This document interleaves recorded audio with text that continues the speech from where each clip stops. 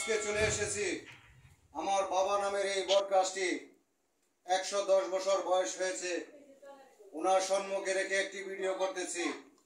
আপনারা জানেন আজ আমার বাবা এখানে মাহে রমজান মাস আমার এখানে চলে আসছে বেড়ানোর জন্য।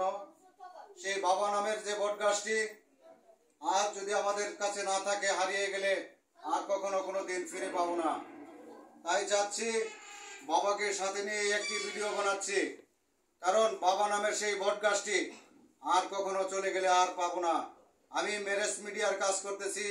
আমার বাবা আমাকে বলে দিয়েছেন, বাবা ভালোভাবে উৎসাহ করে কাজটি করে নাও, যেন মানুষের কল্যাণের জন্য হয়, যেন মানুষের ভালোর জন্য একটি কাজ করে দিতে পারো, মানুষের যেন উপকার হয়। আপা তুমি কিছু বলো। আসসালামু আলাইকুম। ভালোভাবে যাতে কাজ কাম করতে পারি।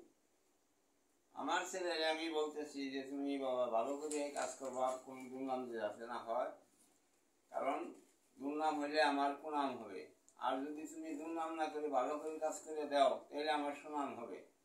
আমি চাই যে দেশের সুনাম করে যাও, কোনো কুনাম করো না। আসসালামু আলাইকুম। আমি অক্ষর অক্ষরে পালন করার জন্য চেষ্টা করব। আমাকে সকলে দোয়া করবেন, আমার বাবার জন্য দোয়া করবেন, যেন আমার এই বাবাটি 110 বছর বয়স হয়ে গেছে, তাদেরকে যেন আল্লাহ রাব্বুল আলামিন সাহেব উনি বেহেশতে নসিব করেন। আল্লাহই জানে আমাদের বাবা মাকে কোথায় রাখবেন।